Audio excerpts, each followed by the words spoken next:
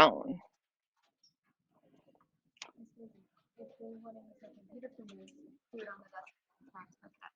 You could write on your desk and then transfer your notes to your computer. Totally up to you.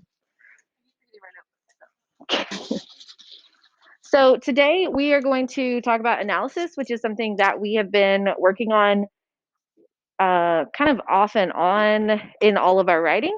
But this is practice for how we can be better at it, right? So I'm assuming if you have your computer open that you are typing notes. Is that fair? You will need to be able to talk to a partner for some of this stuff. So like Jesus and Danny can talk. Catherine, if all of you could talk, like that row of people. So Kobe, Catherine, Sarah, and then if you'll talk with Carmen, Laura and Jacob can talk, Tacey and Cannon, and then Jefferson and Ella can talk, okay? So for any of our like talking parts, which will happen. So the whole point of analysis is to develop meaning in what you're writing about. And it's the most important part, right? It's how we demonstrate our thinking to someone who's reading our work. So we're going to do an activity, and this is print ad analysis. And you are constantly being inundated with information and then being asked to decide what that information is conveying to you. And a lot of times that thinking that you do happens internally, and you don't ever realize that you're actually participating in analysis. So we're going to go through a couple of steps. Step one, we're going to look at what we actually see in the ad and the literal meaning of what we're seeing. Then you're going to ask yourself, what do the images represent? Is there a deeper meaning to the image? And then step three is where you're going to explain, how do you know that the deeper meaning that you identified exists? So what takes you from, this is the literal image, this is what I think it means, and this is why I think it means that. Does that make sense? Excellent. So here is the first picture. So we're going to spend about 30 seconds. I just want you to look at the ad.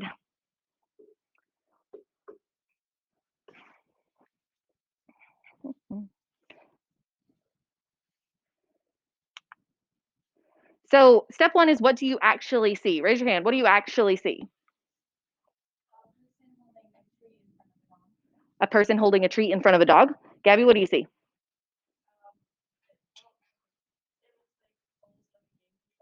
Okay, so that is like the images represent.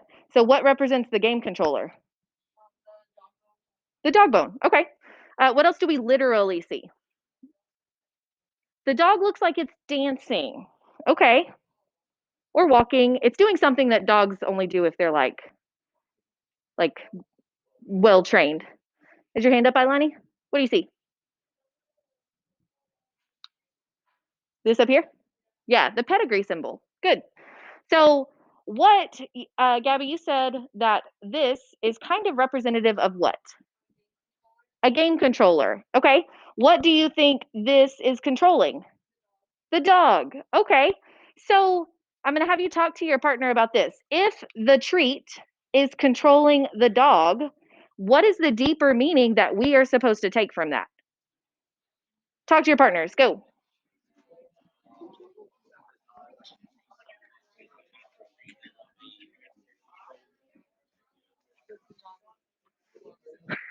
So Amy, Jacob, and could you guys also talk with Laura?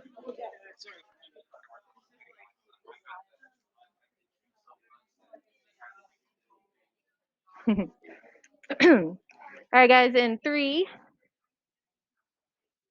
2, 1, a 0. So what is the deeper meaning and how do we know that? Tacey, stand and tell us.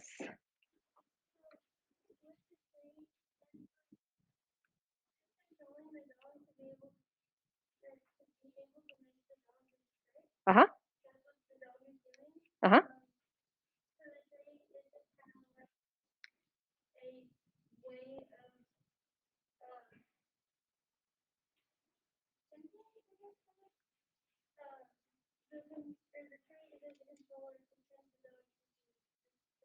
Yeah. The treat is a way to control the dog. Can it be any treat? No. It has to be pedigree, right? That's what this ad is telling you. I don't necessarily think that's true, but that's what this ad would have you think. So if I asked you, what does this ad represent? You would want to have a claim, evidence, and analysis. And it would go something like this. The ad represents the way that pedigree treats will help you control your dog. Period. That's your claim. What I'm proving to you is how does the ad tell me that? So my evidence, the pedigree treat is being held like a game controller, which represents, so I've got game controller is my evidence. My analysis is, which represents the fact that if you have these treats, you can control your dog in the same way that a video game controller controls a video game. So in that statement, those two statements that I gave you, I have a claim, I have evidence, and I have analysis that ties that evidence back to controlling the dog. Does that make sense? Okay, good. That's what I want to hear.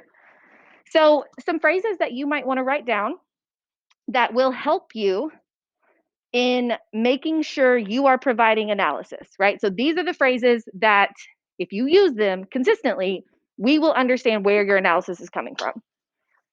So, this suggests, this demonstrates, this indicates, this justifies. My favorite, not really my favorite, it's the most wordy. So if you want to sound the smartest, you might say, this leads the reader to the supposition that, but you have to say it in like a poor British accent, or this explains. All of those verbs are the verbs that tell us this is what analysis looks like. What is coming next will be analysis.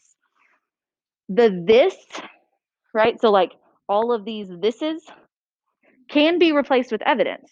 So what I will see happening as you progress throughout this, if you progress as you progress as writers, is I will see evidence and analysis in one sentence.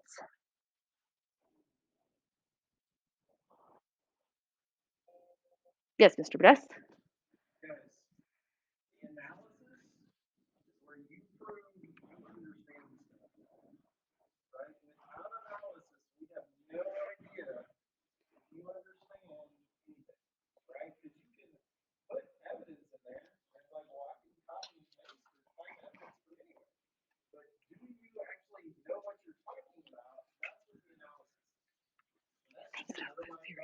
Yes, ma'am.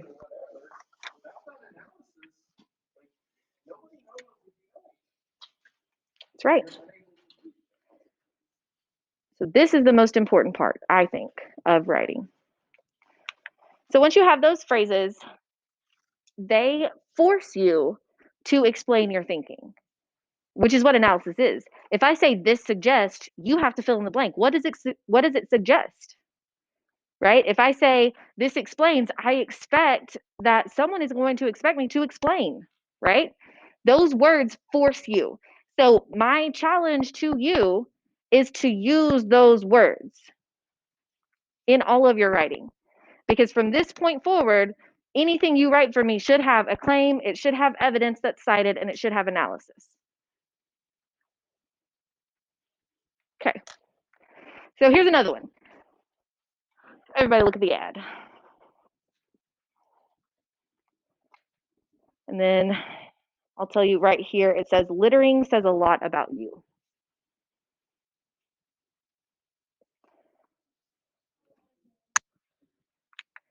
So what do we actually see in the picture? Raise your hand.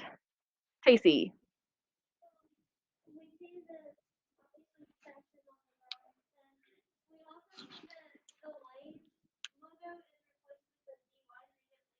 Uh-huh. Oh, nope. That's your evidence. What we literally see. Ella, what do you literally see? Trash. Exactly what she said. Okay.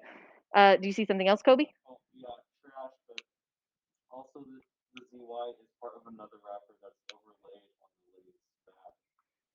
So what is that like? What is that? Tell us. The fact that there's two pieces of trash right there in one spot. Does it tell us anything? I would, I don't know, I would say it just adds more instead of there just being one piece of trash. Yeah, it's a anti-littering campaign, right? So there's not just one piece of trash, there's lots of trash.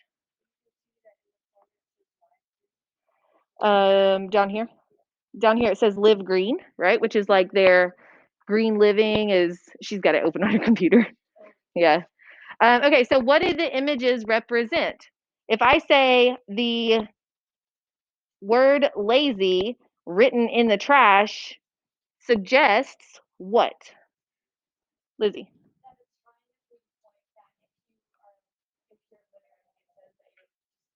Yeah. So if I were writing that evidence and analysis in one sentence, I would say the fact that the word lazy is written in the trash suggests that people who litter are lazy. Yeah, agreed. Um, and then, I mean, we could go on with that, but we're going to go on because we've got lots to do. The same skills apply with short stories. So I want you to read, this is the shortest story, For Sale, Baby Shoes, Never Worn. Was written by Ernest Hemingway.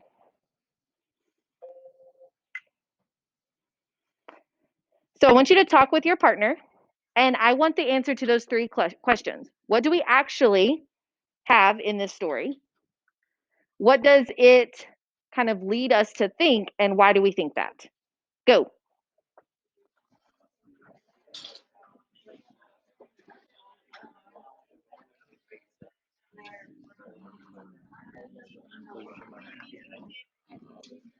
The reason it's so short.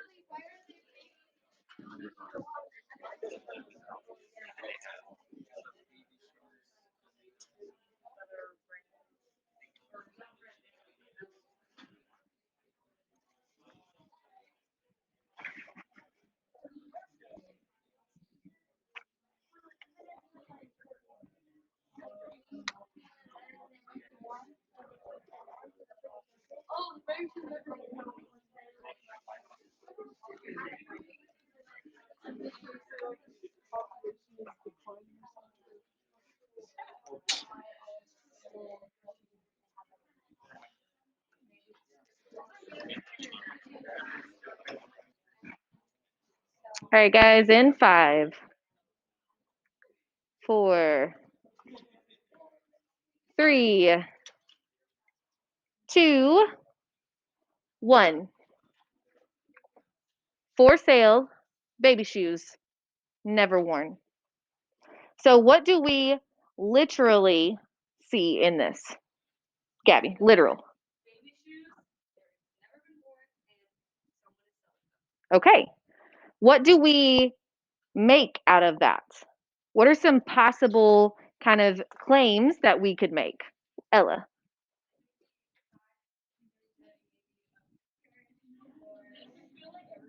Okay, go ahead. So possibly the baby died.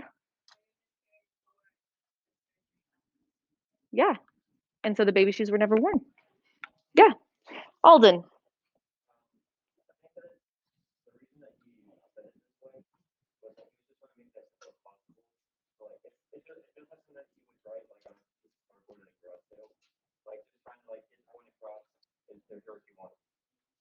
Right. Just like he was just telling you these shoes are for sale. So you're like, so what I'm asking is like, what meaning can you could say he's at a garage sale, and these shoes are for sale at a garage sale, right? So that's like kind of the meaning that you're making.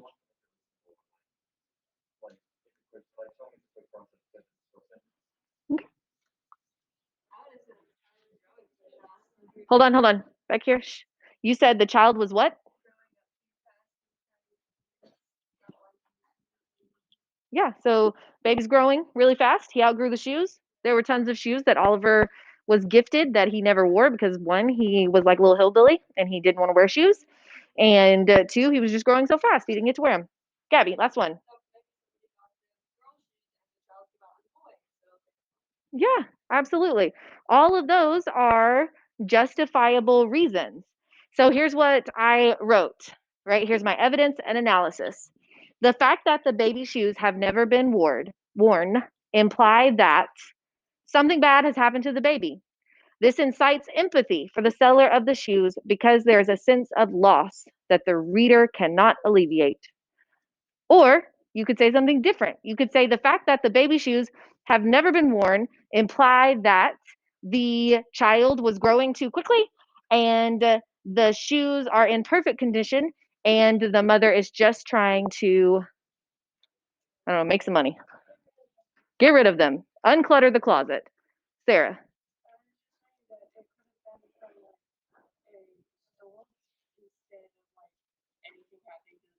It could have nothing to do with the baby. Could be from a store. While the fact that the baby's shoes have never been worn could imply that something bad has happened, it is equally as plausible that the baby outgrew the shoes before wearing them was necessary. One key to analysis is that we don't always see the picture the same way. And that is why it is so important for you to provide your own individual analysis. The way that Lizzie sees it is not the way that you will see it. The way that Emily sees it is not the way that you will see it, right? You have to imagine what you think, come up with your own answers, and then justify that. Yes, Mr. Burdess. So here's the deal. If it cannot be seen in multiple ways, whatever it is, the topic, right? Then it is just statement of fact, right? Mr. Vanessa's shirt is red and has a razorback on it. There is no analysis with that. It just is what it is. You can't define it any, I mean, necessarily define it any other way. So that's what makes a good topic and makes it has to be argued. You have to like these two people have to look at the same thing, read the same thing, learn about the same thing, and come to different conclusions. Yep. Otherwise, it's just statement of fact. And statement of fact is not good enough because it doesn't show us your thinking. So I am going to give you a group task. You're going to have about 3 minutes to do this, so it's got to be fast. And each pair will read the next short story, or some of you are small groups of three. Write one claim, one piece of evidence, and one sentence of analysis on your table or on your notebooks if you have your notebooks. Okay? Here's the story. I'll read it out loud to all of you. It's called Scarlatti Tilt by Richard Brodigan. It is very hard to live in a studio apartment in San Jose with a man who's learning to play the violin. That's what she told the police when she handed them the empty revolver. So you have to decide what happened, why do you think that happened, and how did you get to that? Why do you think that happened? Go. 3 minutes.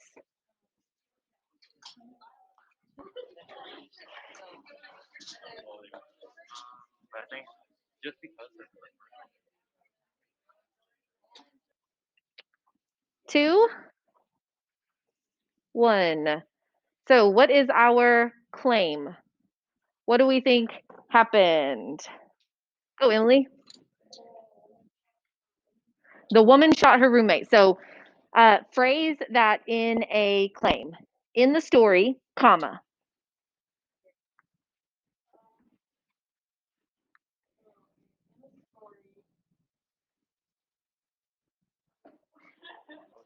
Just what you said. Yeah, in the story, comma.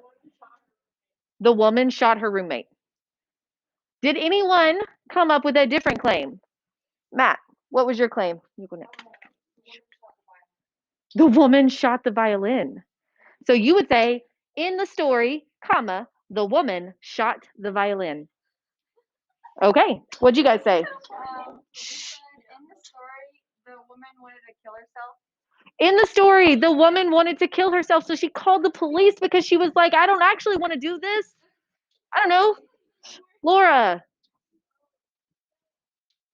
Yeah.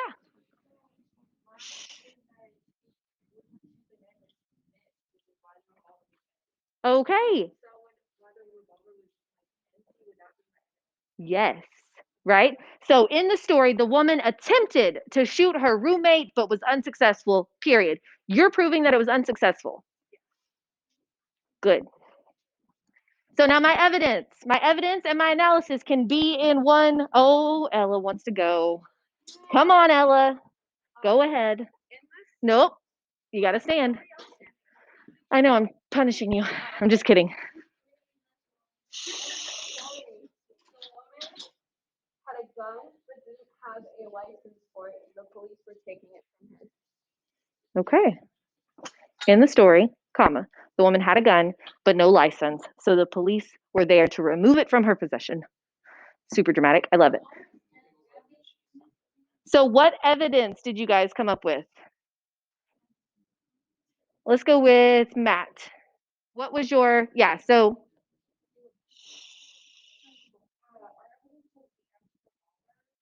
The fact that he had a violin and the fact that she said it is difficult instead of it was difficult. okay. Why is he still alive? Guys, that is beautiful. The verb tense. It's in present tense. She didn't shoot anybody. It's in present tense. That's good. Very good. So evidence, good. Analysis. Give me the analysis for the verb tense. So tell me the analysis that you would write. She was clearly angry with the man playing violin, but she did not shoot. But she did not shoot him because She said is and not was. exactly. That was perfect. That is what I want to hear. That is beautiful. Beautiful language use. Back.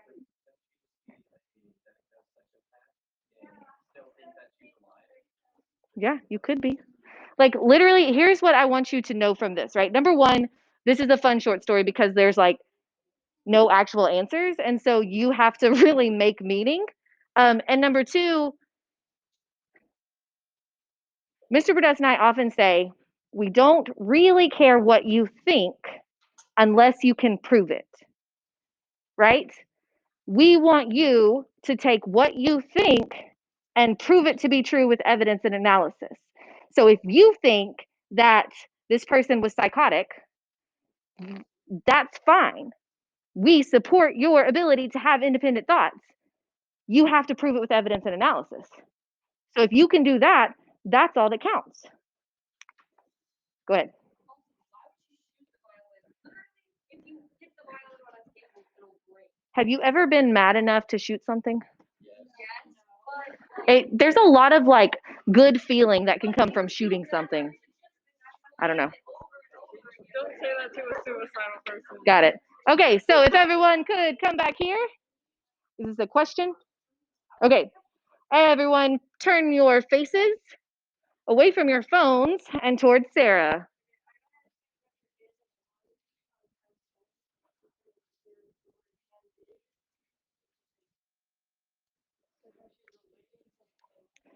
So her quote, what she actually said is in present tense, which is it's very hard to live in a studio. But she's like later, she handed the weapon, right? So typically stories, the dialogue will be in present tense, and then all of the story stuff around it, like said, is going to be in past tense. That's just like story normalness.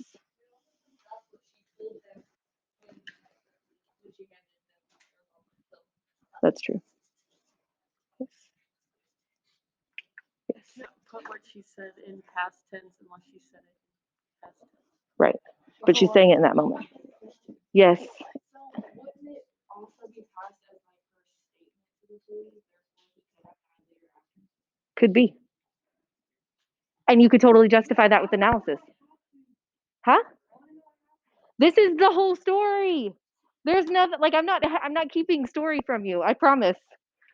So here's sorry. I think I just unplugged your phone. This is and then I unplugged the okay. You get over here away from the cords. Why isn't my clicker working?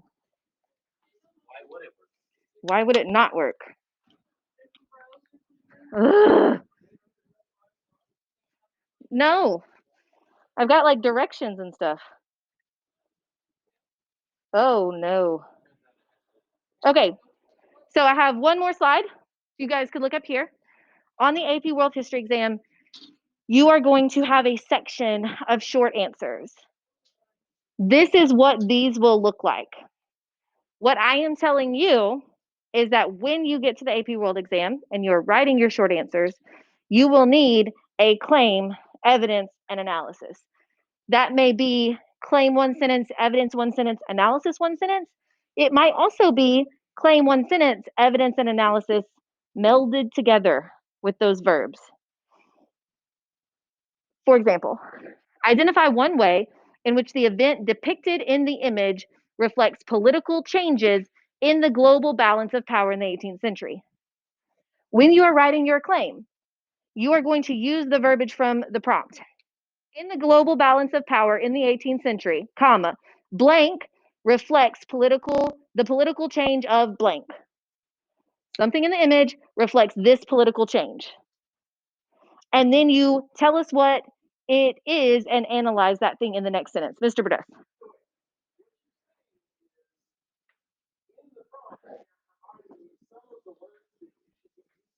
In your claim. No, it is. It's the one gift the AP World Test will give you. One gift. Explain one way in which the event depicted in the image reflects economic changes in Asia in the 18th century. In Asia in the 18th century, comma, blank, so like whatever event, depicts economic changes by blank. And then you're proving the by blank at the end. Does that make sense? How many sentences should your short answer responses be? 2 to 3. That's it.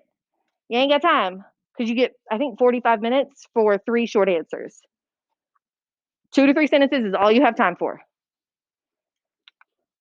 Now, you have a task. This is an assignment.